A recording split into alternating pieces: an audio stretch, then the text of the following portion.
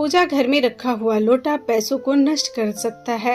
आज हम बात करेंगे पूजा घर में रखा हुआ लोटा और उसका जल इतना महत्वपूर्ण क्यों है और उसको सही तरीके से उपयोग में कैसे लाना है।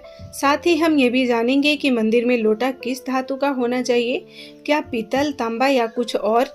कई लोग इसके बारे में अनजाने में गलतियां कर देते हैं और बाद में उन्हें पछताना पड़ता है। इसके लिए आप इस वीडियो को ध्यान से अंत तक देखिएगा। इसमें आपको बहुत ही ज़रूरी जानकारी मिलने वाली है।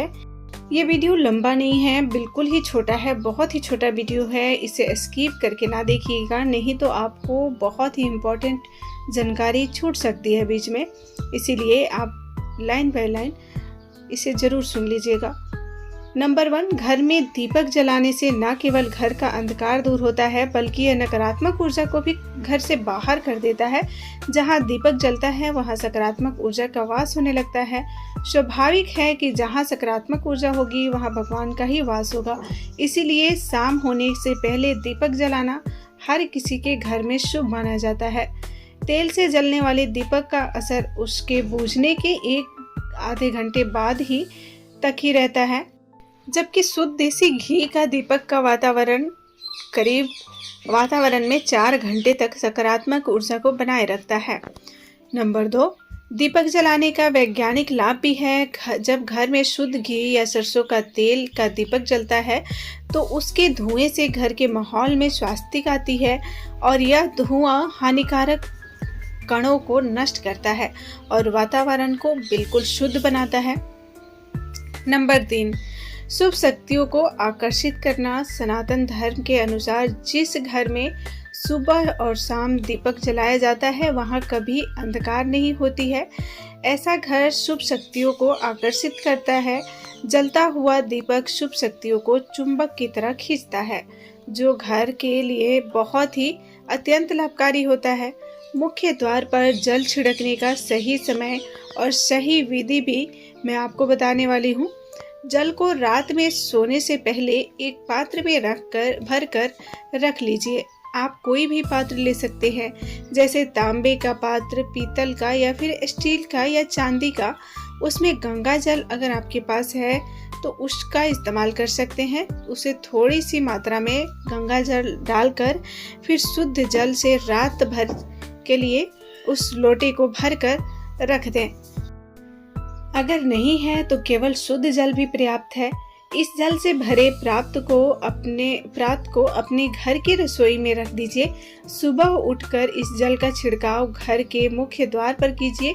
मुख्य द्वार पर सुबह सबसे पहले छिड़का गया जल घर की सभी समस्याओं को दूर करता है और नकारात्मक ऊर्जा, मानसिक परेशानी, आर्थिक तंगी या वास्तु दोष से परेशान है तो उसके लिए आपको रसोई में रखा हुआ जल मुख्य आधार पर छिड़कने से आपके घर की सारी परेशानियां समाप्त हो सकती हैं।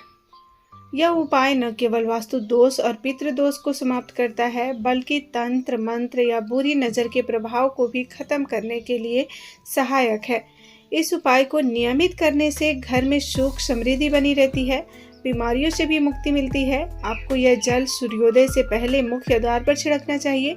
अगर सूर्योदय के बाद आप मुख्य द्वार को अन्य जल से धोना चाहें तो यह कोई समस्या नहीं है, लेकिन यह विशेष जल सूर्योदय से पहले ही छिड़क दिया जाना चाहिए।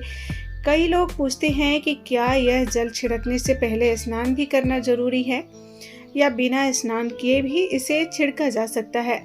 तो जल हमें सुबह मुख्य द्वार पर छिड़कने हैं, वह एक महत्वपूर्ण उपाय है। इसे स्नान करने के बाद करना आवश्यक नहीं है।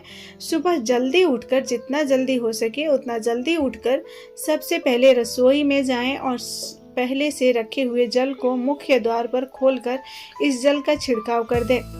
जल छिड़कते समय अपने पितरों और माता लक्ष्मी का ध्यान जरूर करें। ऐसा कहा जाता है कि सुबह सुबह माता लक्ष्मी में हर घर के द्वार पर आती हैं।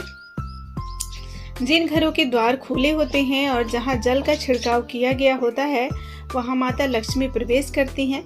जल छिड़कते समय अपने मन में माता लक्ष्मी की प्रार्थना करें और बोले कि लक्ष्मी माता की कृपा घर में प्रवेश करें, मैं आपकी स्वागत करती हूँ। क्योंकि घर के दहलीज को पितरों का वास स्थान माना जाता है। जब आप दहलीज पर जल चढ़ाते हैं तो पितृ प्रसन्न होते हैं और उनका आशीर्वाद आपको प्राप्त होता है। स्नान करने की आवश्यकता बिल्कुल भी नहीं पड़ती है। आप बिना स्नान किए वैसे ही कर सकते हैं। आप लोग पूछते हैं कि क्या जल का छिड़काव झाड़ू लगाने से पहले करना चाहिए?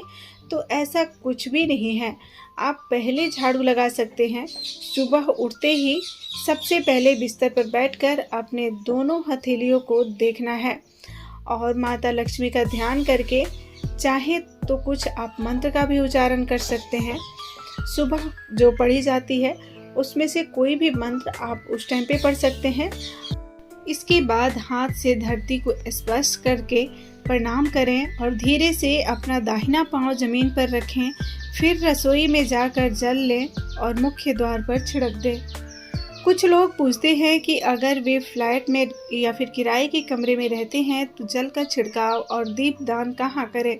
तो इसका उत्तर यह है कि आप जहाँ रहते हैं वहाँ के मुख्य द्वार को ही मान लें। मतलब कि जिस दरवाजे पर आपका नाम लिखा हो या नेम प्लेट लगी हो वही जल छिड़कना है और दीपदान करना है। अगर आपके पास एक ही कमरा है तो कमरे के दरवाजे को ही मुख्य द्वार मानना है और वहीं पर यह उपाय करना है। कुछ लोगों की सवाल होती है कि पीरियड के दौरान मुख्य द्वार पर जल छिड़का जा सकता है?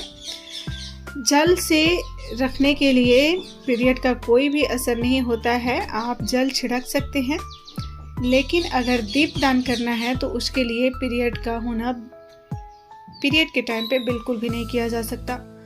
दोस्तों, उम्मीद है आप सभी को मेरे द्वारा बताई गई जानकारी अच्छी लग रही होगी। अगर वीडियो अच्छी लगी हो तो चैनल को सब्सक्राइब करके बेल आइकन को प्रेस कर लीजिएगा। साथ ही वीडियो को लाइक करके अपने फैमिली और फ्रेंड्स के साथ शेयर ज़रूर कीजिएगा।